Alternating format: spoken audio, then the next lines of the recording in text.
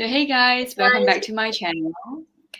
Today we have Joyce here, who has been on my channel before. And would you like to briefly introduce your channel for like the new viewers? Yeah. Hi, everyone. My name is Joyce Meng, and I have a YouTube channel called Type Talks, or my name too. And there I interview people of the 16 types, and that's basically me in a nutshell. Yep, Joyce's channel is growing very fast, so feel free to take a look. I will drop it in the description box below. And today we are covering an important topic that has been voted on. So I gave like a list of topics for viewers to choose, and this one is the second most popular. So the first one, TI versus TE, has already been done. And this video is on how culture can affect the cognitive function development. And I think this is a very important video that I have not seen a lot of people touch on.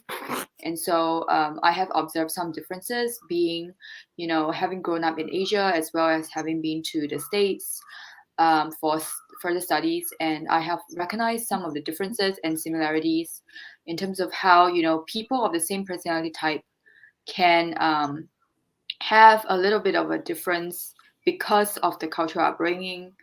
And they may also have a different, maybe a little bit of difficulty in developing certain functions or ease in developing other functions because of their culture. So this is what we are going to be touching on. So Joyce, would you like to briefly share your background, maybe, the cultural upbringing that you have and how you think it may have influenced your personality? Yeah, I was born into a household that is Chinese. My mother is from mainland China, and she's from Guangzhou. This impacted my upbringing because I think her traditional Asian upbringing is very STJ like. And Mm-hmm. so I feel like I've been partially raised to be a good little STJ. And that's Yeah. really impacted, I think, how my FE has shown up, actually. I think INFJs who are from that traditional Asian upbringing look more Enneagram 5 ish or even more TI ish in terms of Yep. cognitive functions. Mm. They seem more like stoic, their voice is a little more almost TI exacting. And sometimes the FE can be a little harder to spot in people with my upbringing because you don't get a lot of FE naturally in this type of environment, at least. Yeah, due to the STJ parenting style. Mhm. Yeah, it's really interesting how common this parenting style is in the Asian household. I would say that every friend I have has a STJ parent in Asia. Like every time I hear them describe it's either the dad or the mom, one of them. Usually it's not both because otherwise it's a bit too much.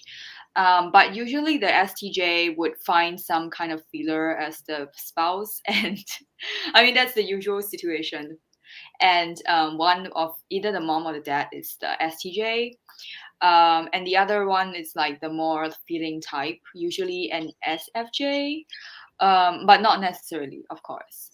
Yeah, but that is a really common combination in the Asian education. So definitely, I would say for myself as well, definitely, I don't think I use FE very much in my own household because that's a bit strange. Um, yeah, I just feel like I do use FE with my friends, but I think when it comes to FE in my household, it's a little more. Um, I also find it a bit weird if I were to express affection with parents. So yeah, it's not very common. Yeah. Yeah. Yeah, but I think also there's also another factor that would play a role when it comes to culture. So there is almost like a detour. I don't know if that's like your experience, but it's almost like a detour in sort of going with your intuition because if you grew up with SJ parents, especially the STJ parents, you would tend to doubt a lot of your what you actually value, because obviously the things that they are more valuing, like mainly like practicality and having like a really straightforward, they like really straightforward stuff. Not very, probably would not be a fan of this YouTube channel. um, yeah, in the beginning at least, before they see the results coming in. So would you say that I wouldn't say it necessarily affects the showcasing. Okay, it does affect the showcasing of our, even our dominant function. um so how is that experience for you? I think that having STJ parents made me a little more ST like. So it's almost like you have to develop a way of SI talking. So it's actually like teaching an NI Dom to be more clear through SIs, because if you're not, you get punished. And Yeah. so there's that. Even if you hate details, you still have to communicate in a way where you have to say things that are understandable to them. And so you kind of delve down the metaphors or the analogies or the Mhm. whys behind things, because you don't want to make it too woo woo. And so you try to communicate more straightforwardly, like what you said, Tori. And so it can be Yeah. sometimes harder to recognize an INFJ in Asian culture because they might be hiding their intuitiveness. They might be intuitive blending. Yeah, I recognize that. Actually, so when I was, in the States for like um the undergraduate years, I felt like it's way easier for me to use NI because of the courses I'm taking, and the fact that there's just a bunch of intuitives in the arts courses usually. So it's almost like when I hear them talk, they are able to just go the full way of like the very, long sentence. I mean, I do that too in class, but when I get into society, in especially in Asia, I try to like tone it down, because otherwise people are not going to be understanding of that. But I feel like when I was in a different environment, when there are a lot of intuitives, it's just like everyone is sort of okay with a much more, I would say, like elaborate way of language. So it's like you don't actually have to say it in a way that you would try to get the sensing types to understand. So there's no need for that. Whereas in actual like normal situations where I'm maybe around, especially I feel like in Asia, people maybe there's like not a very broad understanding of MBTI, which I hope there will be in the next um, in like the future. But there's definitely like this feeling that I have to act a little bit more on the sensing side. Not necessarily that I have to change myself entirely, but there is a need to move towards the sensing functions when I talk. Like I will usually move towards the SE side as well, because SE is like, makeup, like going to shopping and all that. And not saying that I only talk about those things, but because it is sort of like a almost like a survival strategy, because like if you are around, because I know I grew up around like SJs and SPs a lot. And if you just start a conversation on like some NI topic, I don't think it's a very easy to get into that discussion.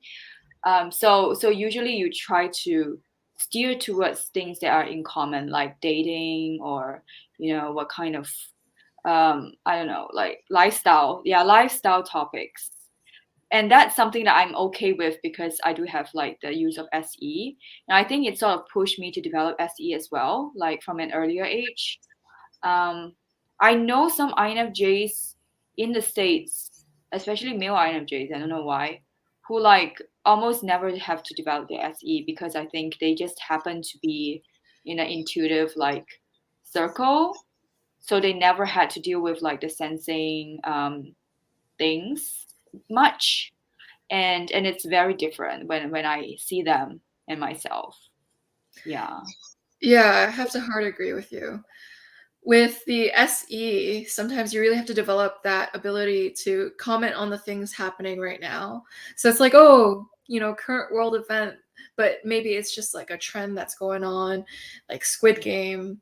It's really popular, something that everyone's talking about. It's like learning to kind of talk about those things without shooting yourself in the head with a bullet. There's Yeah. also with SE, I hang around a lot of ESFPs also that are Asian too. And so I end up looking like an ESFP because the FE is like Wow. seeing what other people value. And I'm like, oh, okay, that's their SE. And then I adopt their SE. And that was life as well.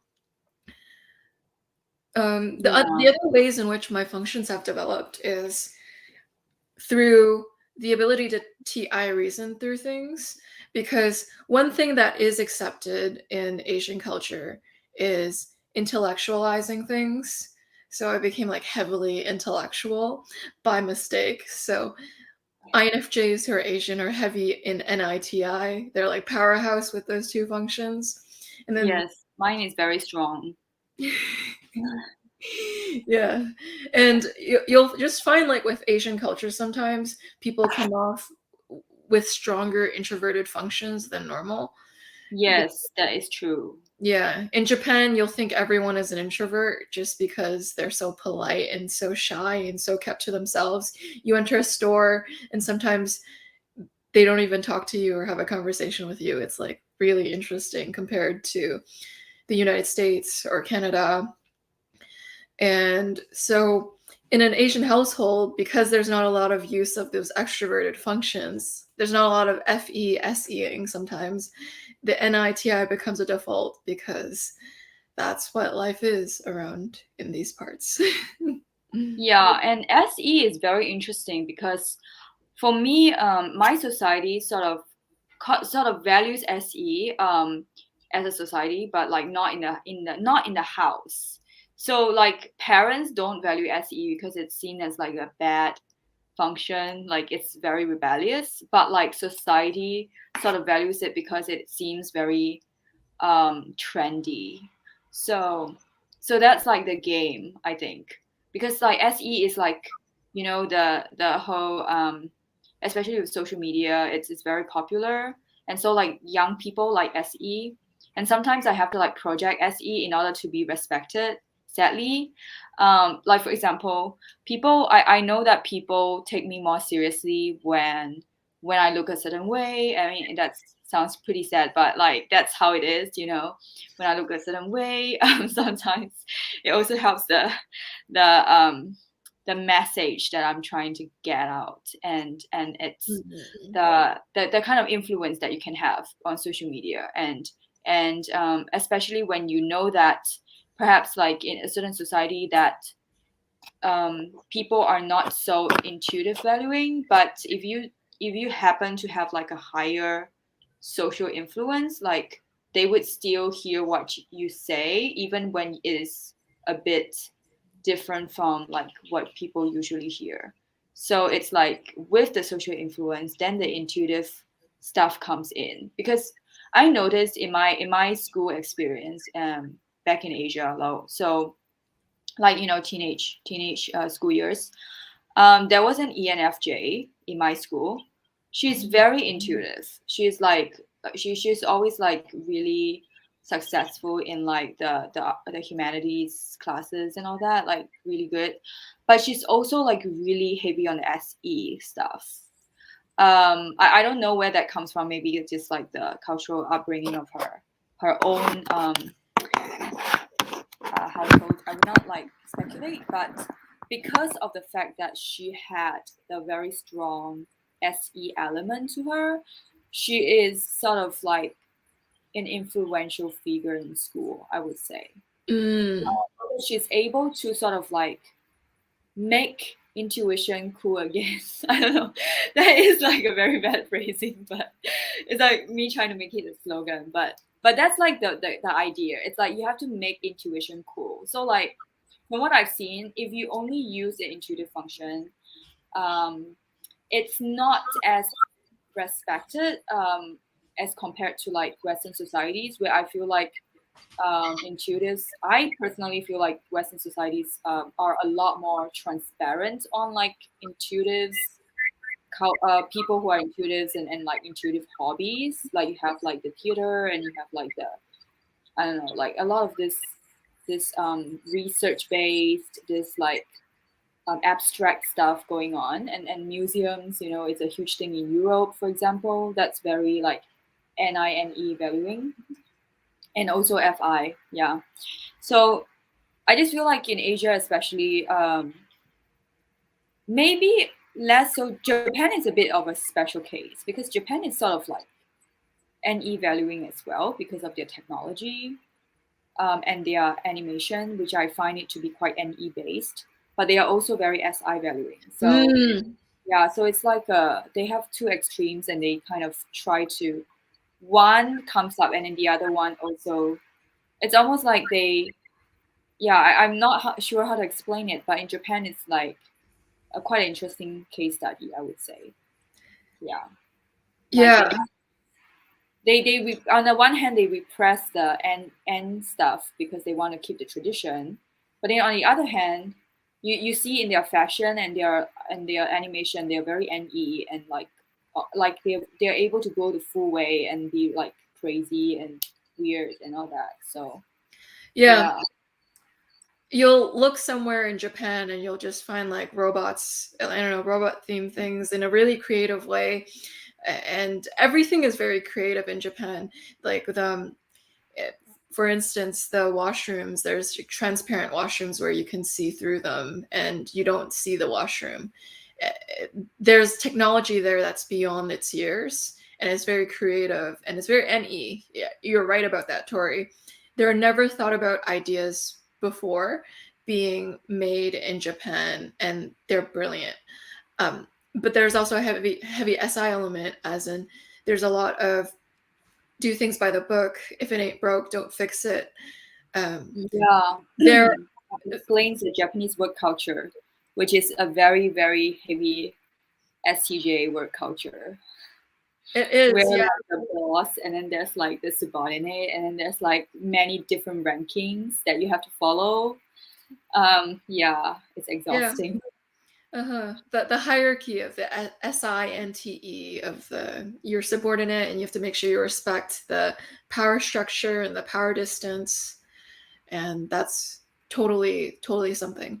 Another way to see SI in Japan is the stamps. So like when you go somewhere, you have to have your stamp with you, and you have to. So it's a very traditional way of kind of. What is that? What is the stamp for? It's kind of like your signature, but instead of doing your signature, you actually have a stamp, and it's because it's a tradition that's been passed on through decades, and so they've kept it, even though it's not as technologically advanced. And so sometimes it slows down the procedure. There's this respect for tradition and what has been done in the past. And even with the old buildings, they'll re-innovate the old buildings and recreate it just as it was before. It's kind of like to preserve the SI of it. And so you'll see this great respect of SI in Japan as well. And back to one of your points, Tori, in Hong Kong especially, it's very SE. If you go into the clothing stores, Yes, I wanted to touch on Hong Kong. Like later on, I will talk more about Hong Kong. Yeah, you go on. yeah, they have beautiful fashion there, and it's very eye-catching, eye-popping, and very current styles and very stylish aesthetic. And everything is very SE there. Yeah, But I wanted to say, if you type people by countries or cities by people, I mean, sorry, if you type cities by MBTI as though they are people, it's really interesting because I've seen a study on that. Like basically, the way they type it is based on the predominant population. So for example, in Singapore, which is where I grew up in, ISTJ is like the most common personality type, and that is why that explains everything. That is why we don't really have a very developed art scene, because ISTJs generally do not, they're not good at that. So like the artists and writers here have to work extra hard to sort of like push the boundaries and get themselves seen, sort of noticed and acknowledged. And it's hard to earn a living based on like this like intuitive stuff or FI stuff.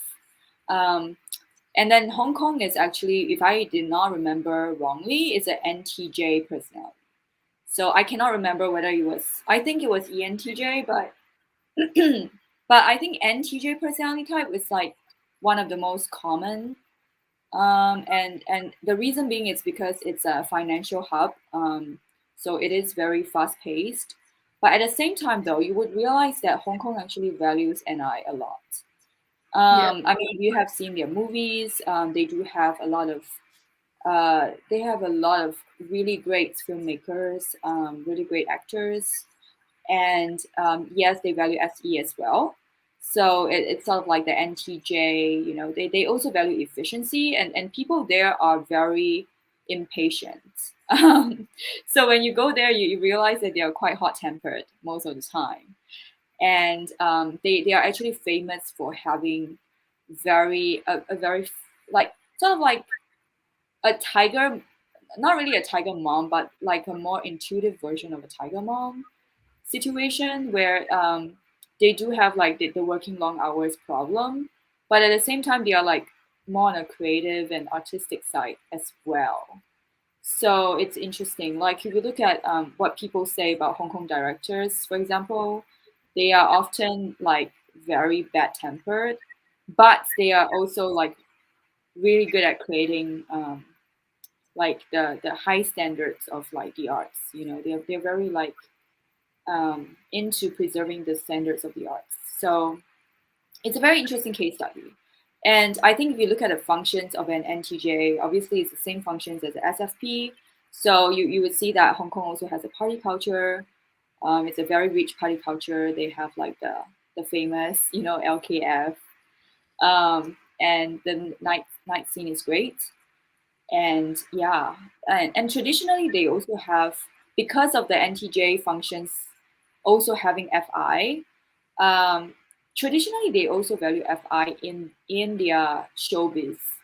Like maybe in the recent years, not so much, but in the past, you would see like a lot of FI in their showbiz, like their music scene, a lot of INFPs, ISFPs. Yeah, so Hong Kong is a very interesting case study because they sort of have like the Asian, what you would see as like Asian stereotypes, but with an artistic and intuitive element to it. So it's like that combination of efficiency and workaholism with the intuitive, like imaginative elements. Yeah. That's really well put. That's really well put.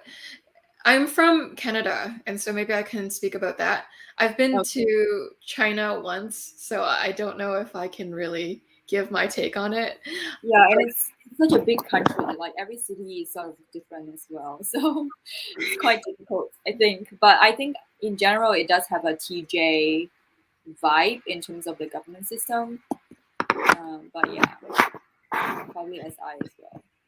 Yeah, heavy SI, because it's all about preserving what has been there.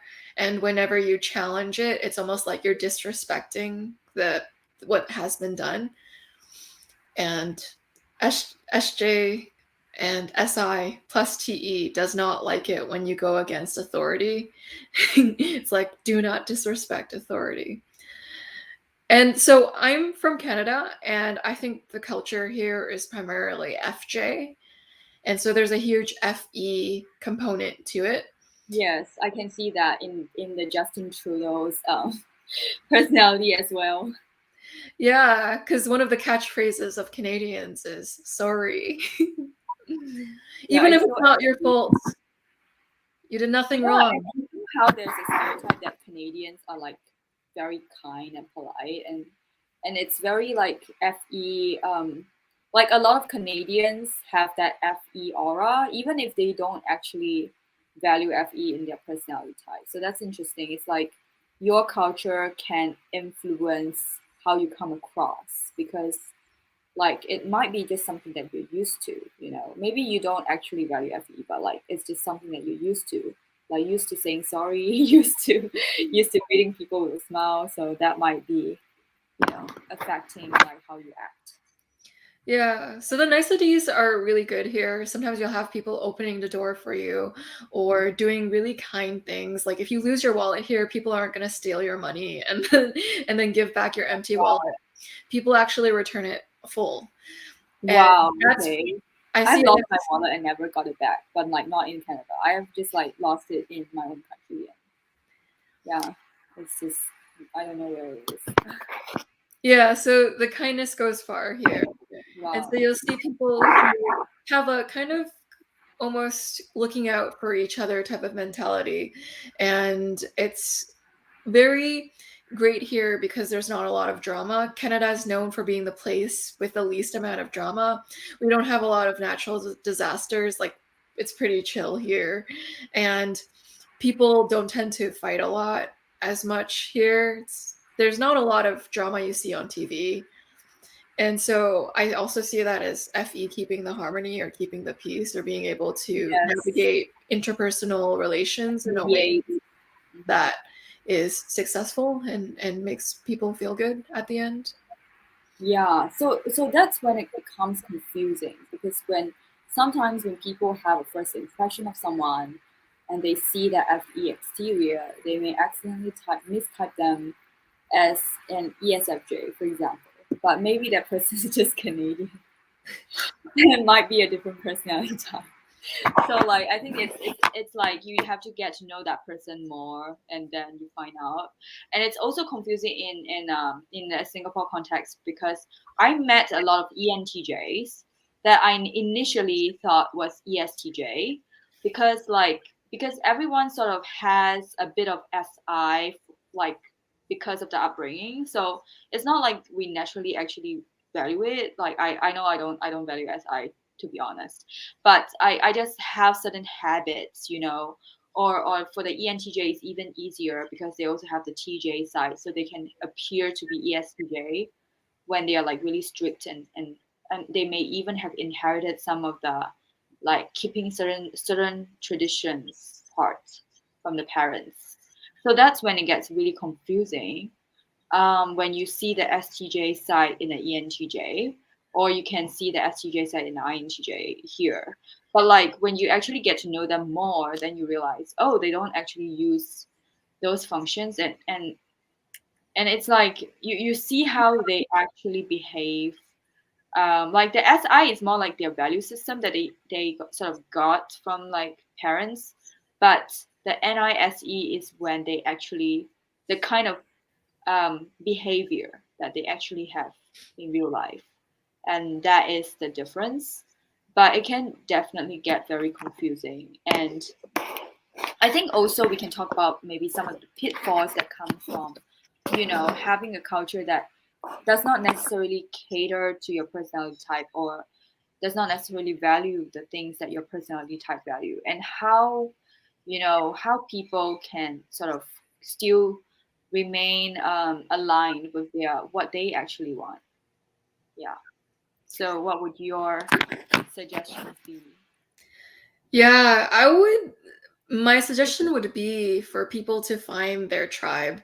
So you're going to have to find people who can speak your language, or else you will always be writing but with your non-dominant hand. You can't always live as a right-handed person using your left hand or your left-handed person using your right hand.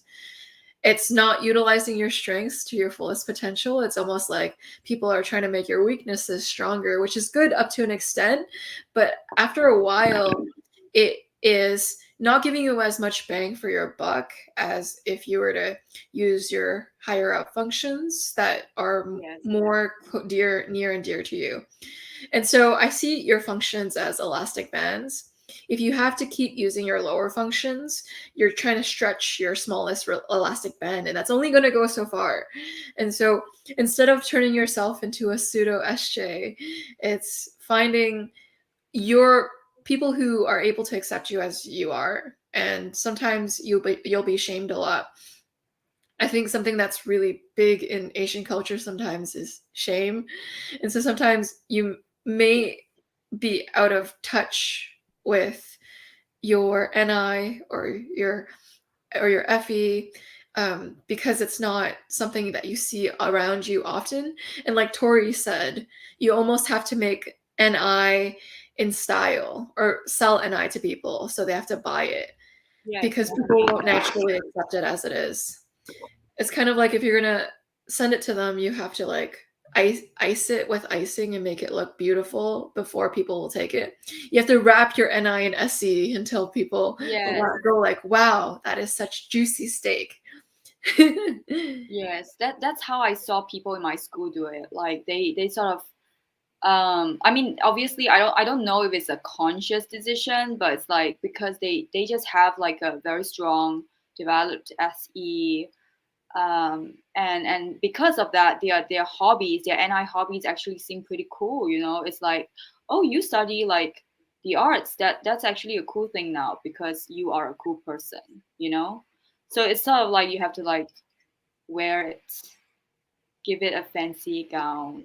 But in the States, I feel like especially in Europe, like people just naturally respect the arts, so you don't actually have to necessarily look good to sell it because it's just a common consensus, you know. Museums are such a huge thing in Europe anyway. Yeah. Yeah. It feels like if you're Asian, you constantly have to justify things through TE. So it's like, oh, you can't be Yes. into NI stuff That too. or even into personality theory because it has to produce resources. It has to be a good use of your time, money, and resources. And so oftentimes to STJ Oh, parents, that is another exhausting thing. Yeah, go on. it's hard to be an entrepreneur and to pave your own way sometimes in a very risk sensitive culture because they're Mhm. going to discourage you until you can prove your case. Like it's kind of like as an Asian, you can't show your parents what you're doing until you're succeeding, and then you go like, "Hey, look, mom and dad, Yes. I'm already succeeding. You don't have to worry." And so sometimes with the NI, it might not be accepted until you can really rationalize it in a productive way to other people. So maybe it's like finding people who don't make you have to rationalize through TE why what you're doing makes sense.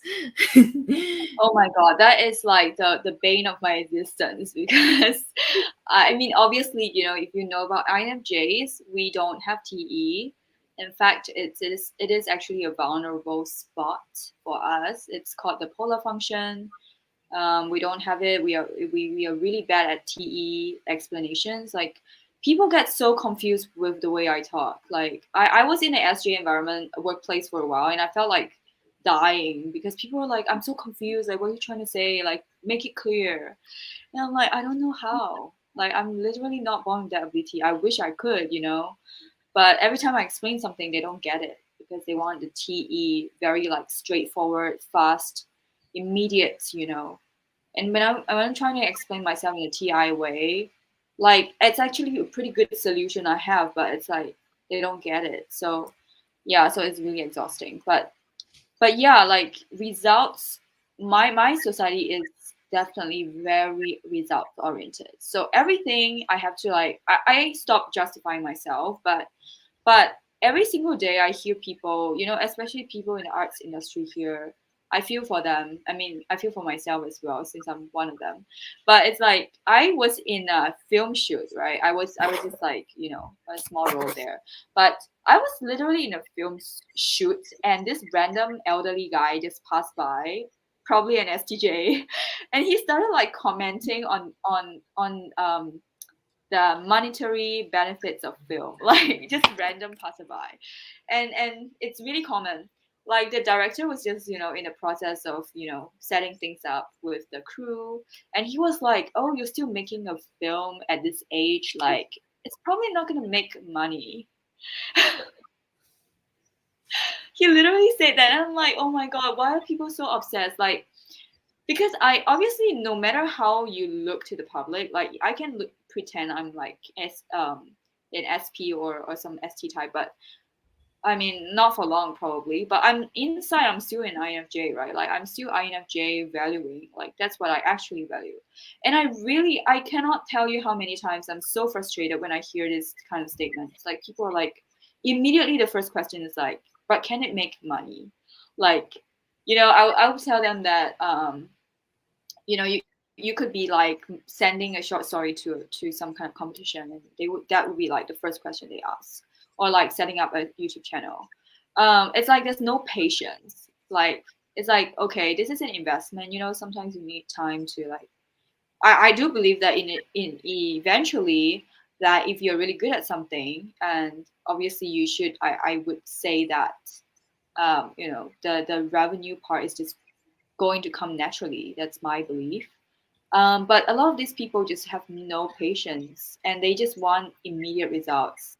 And if something doesn't seem to have immediate results, they just discourage it to the fullest. And I find it so disrespectful to the arts, because it's like someone is directing a movie and sending it to the film festival, and that's like the first thing that you that you comment as a random person walking by. It's just really sad. Like, I don't hear that in like other countries as much.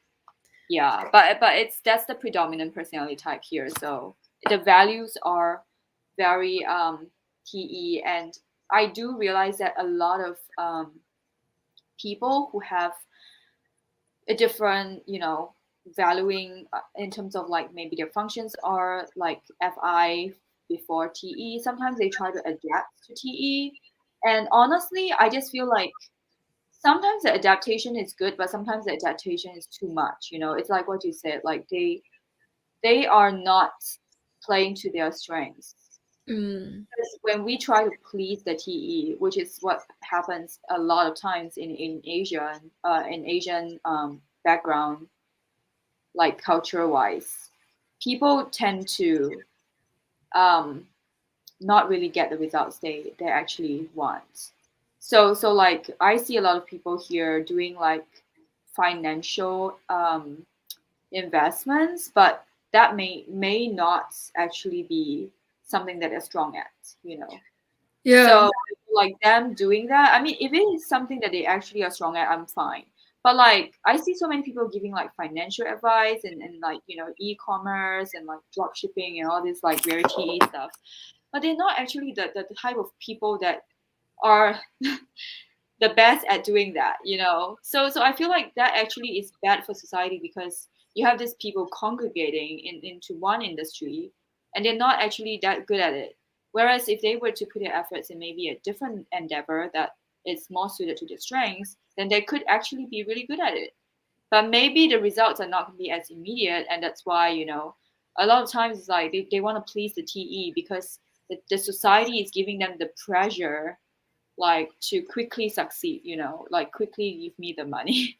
So that's why a lot of people are going into this like financial industries, and hoping to show the income to feel validated. Yeah. Hmm. Yeah. It's a struggle when your primary function, NI, is intangible, abstract, and long term, when the people around you are focused on tangible, short term, and results. It's like hitting me right in my polar function. All I want to do is be human, and I'm critiqued for being human all the time. So it's almost like the more INFJ you are, the more painful it is to exist in society, in an STJ culture, because they're utilizing your polar function as their main philosophy in life.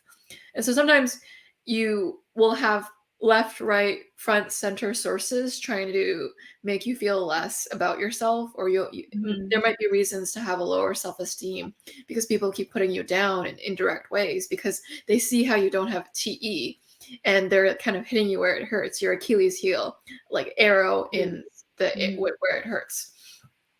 And so I would just say to INFJs, or people living in a culture where it doesn't completely fit their personality type, that it's okay to be who you are. Sometimes it helps you develop the sides of yourself you would have never developed otherwise in this culture too. So there are hidden strengths. You are becoming this INFJ 2.0 or whatever type you are 2.0 because you're put into Yes. this different circumstance that is training parts of you. So it's almost like you're growing and it's teaching you, and it's like opportunities to become a more interesting version of your type that doesn't necessarily fit stereotypes as much. Because the more counter your culture is to your personality type, the less you will seem like a stereotypical version of your type. And so it's sometimes cool to be that way. Who knows?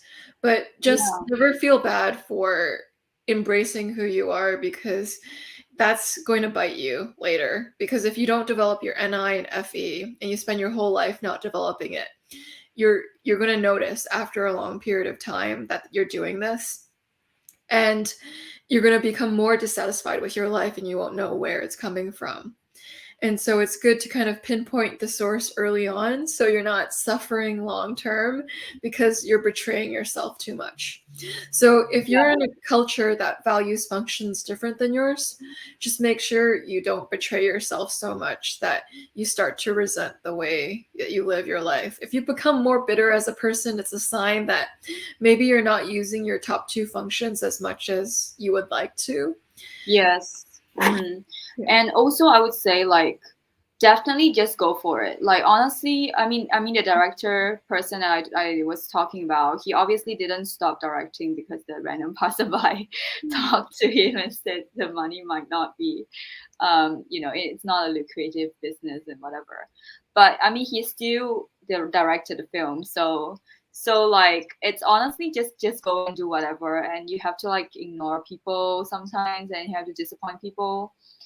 But it's so much better because at the end of the day, if you have results, which a lot of people do anyway, if they're good enough, and most of the time they are because they're using their strengths and putting in a lot of efforts with their strengths. So it's not going counter, it's like going with their strengths.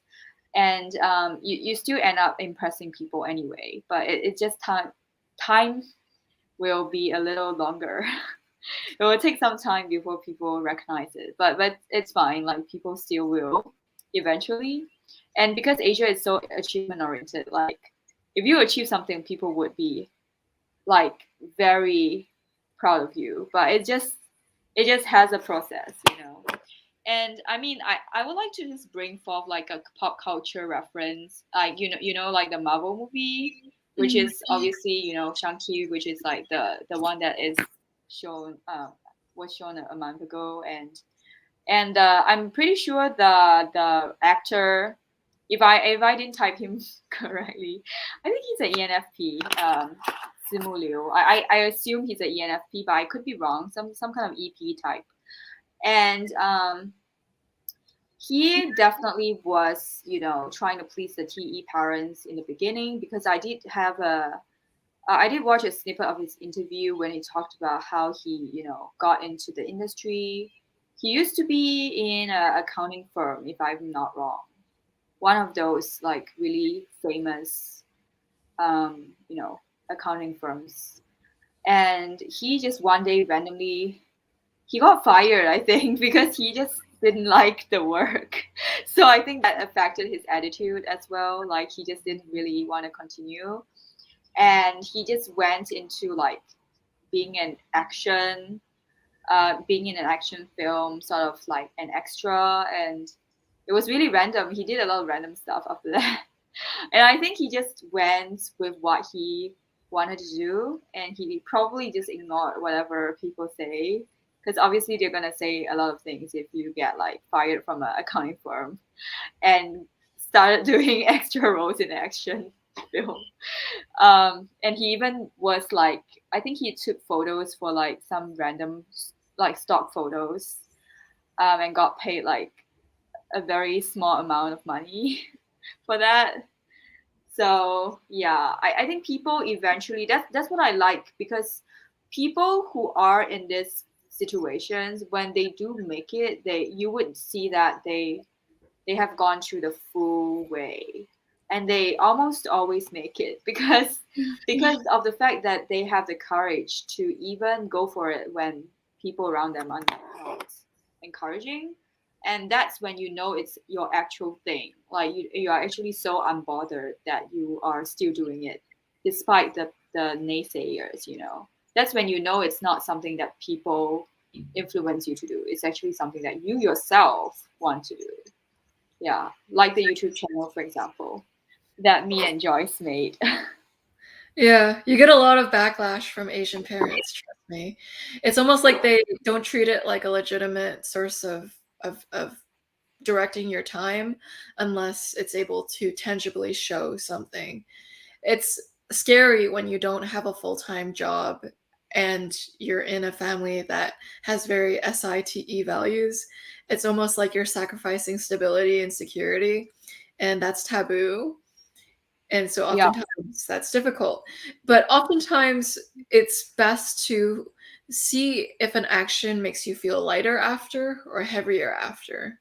And you know if you're actually being in accordance to your type or doing something that's in accordance to something that you're meant to do, your purpose work. And so it's always good to pay attention to that feeling of peace versus unease within you. Because over time, it's going to accumulate and stack if you don't. And so it's important to address it while it's still a little fledgling baby. It's like with weeds, they're easy to cut off when they're small. But if they're gotten to a big weed that covers your whole house, then now it's harder to cut down that weed. And the same is with our own dissatisfaction with not living in our type. At first, it's a little grievance, but then it can grow into this big problem if we don't address it early on. So, yeah. yeah. That's such a metaphorical and I way to put it. I like that. Yeah, and also I think, you know, once you are able to just do your thing and like it naturally becomes like a cool thing to people. It just that's just what happens because you know, I mean, obviously, I do see people getting a lot of respect when they obviously usually it's when the success already happened, but I mean, I think it's worth the journey because when you are very sure of yourself and you actually go for it, people will be more impressed eventually because it's just like a confidence thing, I think. Honestly, it's like when you're not as confident about showing how you are, um, what you value and stuff, people are more likely to doubt you as well because they feel like you don't have what it takes, you know. um, so I think how you yourself sort of go about it, it's also going to influence people in a good way. Like it can be an inspiration to them. That's what I see because I'm always impressed. I'm always inspired by agents who made it in the arts. I every time I see them doing that, I'm like, you know what? I know like you definitely went through a lot more struggles than like the other ones um, in the other cultures. So when I see them succeeding when I see them, you know, really living their dreams, it's like I know this is something that they definitely want to do because it takes a lot to do that. And it becomes like a really attractive quality to them, in my opinion, anyway. Yeah. Really well said comment on the confidence piece, Tori. People are looking for confident people because they want permission to be confident themselves and secure in who they are themselves. And through watching someone else who is able to feel that sense of self-assurance, it is gold, it's rich. There's different ways of being rich than through money. And one of the ways you can be rich is rich in being secure in who you are. People chase that all the time.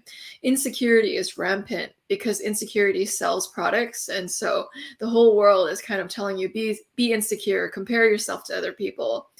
And so when someone is just confident in who they are regardless of whatever's around them, it's almost a little inspiring and relieving to people around them because it gives them permission to be themselves too. So you're almost rippling on that confidence. A lot of things about human beings are contagious, just like laughter is Mhm. contagious or yawning is contagious. confidence is contagious too. And so people kind of look to be around that too. So if you feel more confident in your type, regardless of what culture you're in, it actually instills a sense of confidence in you, which instills a sense of confidence in other people, which makes the world a better place.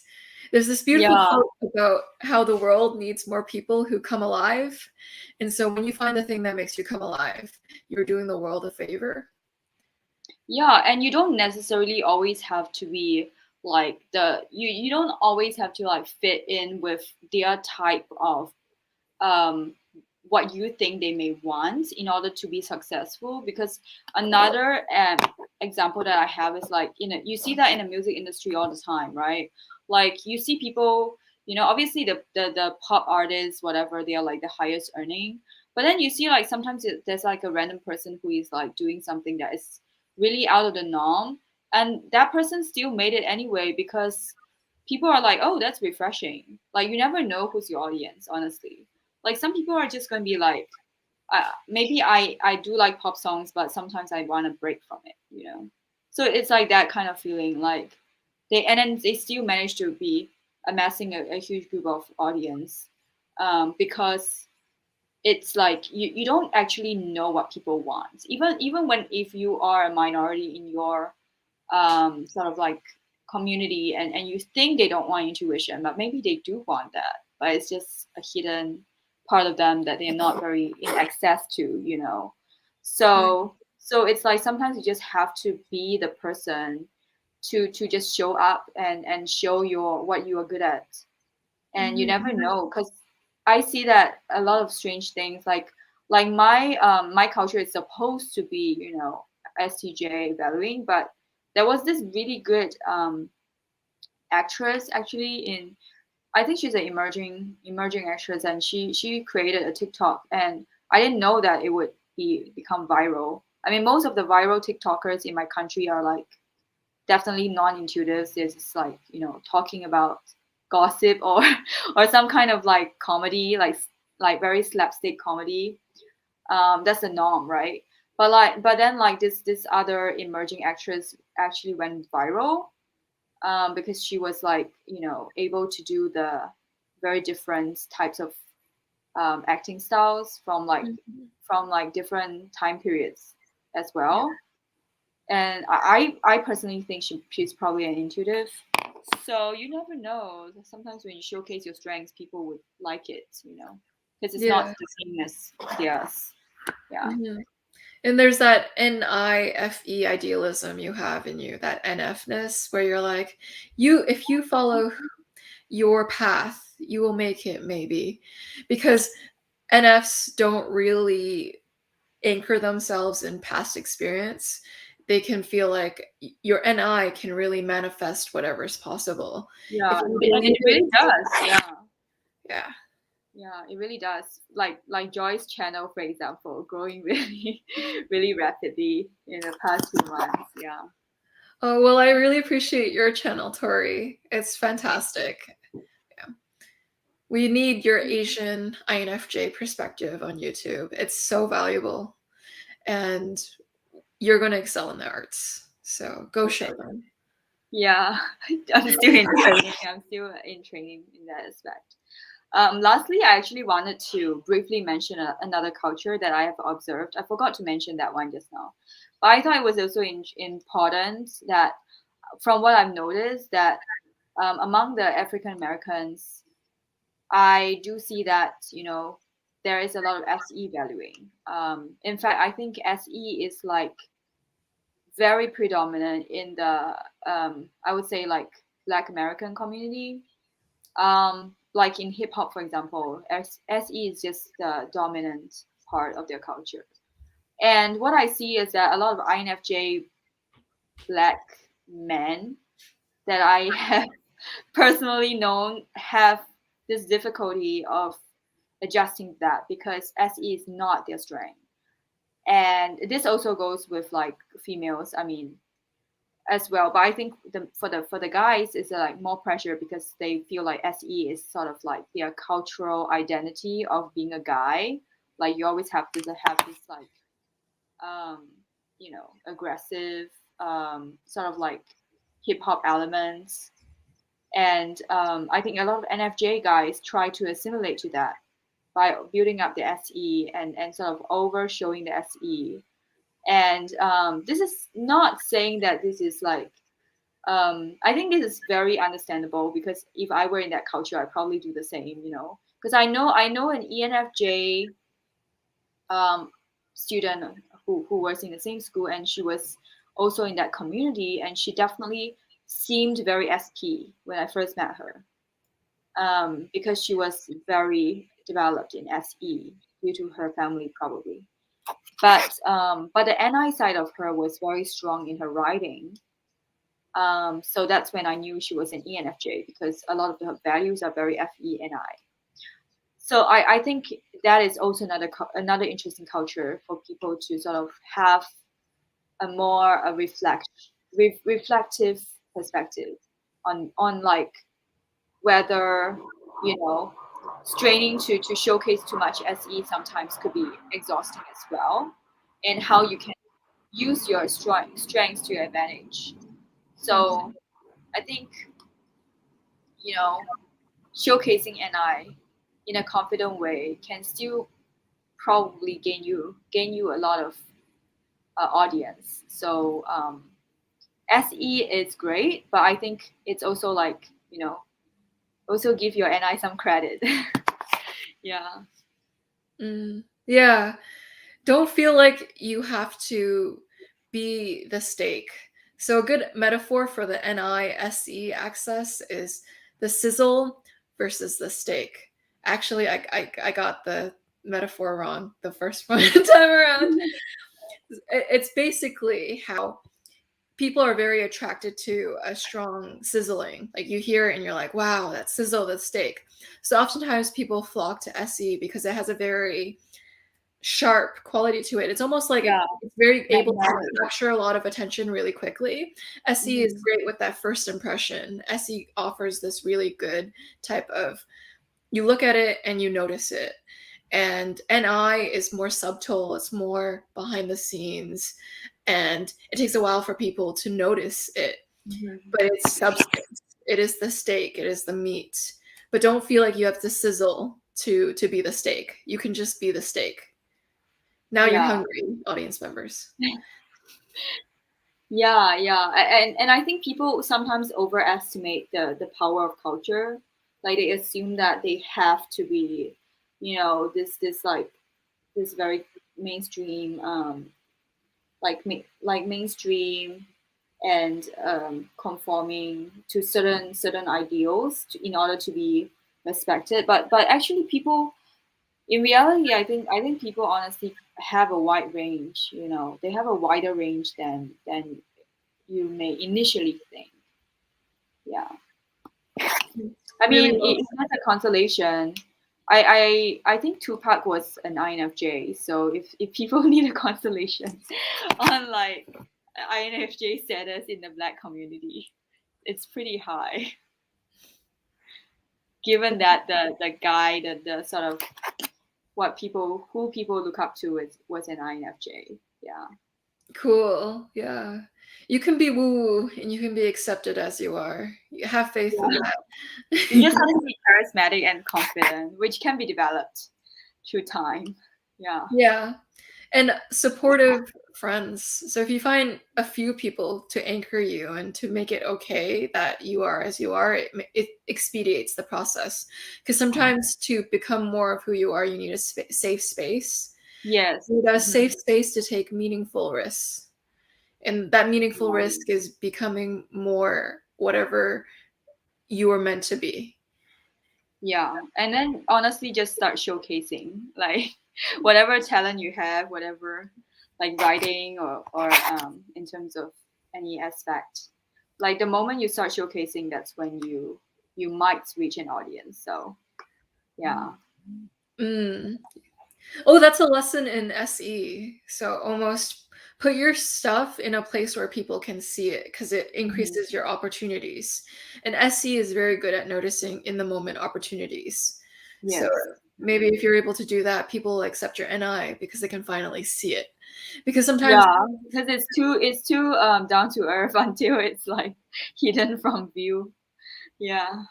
yeah, and then the INFJ drops a bomb, and then everyone's like, wow, that was deep, or it changes how they see things. But if Yeah. you don't talk, no one knows what's in your mind. Yeah. Okay, so thank you, Joyce, for joining this topic of discussion, and feel free to comment below on your experiences on how your own culture affects your cognitive function development. And remember to like and subscribe if you enjoyed the video. We'll see you next time. Bye. Hit that like button. Bye.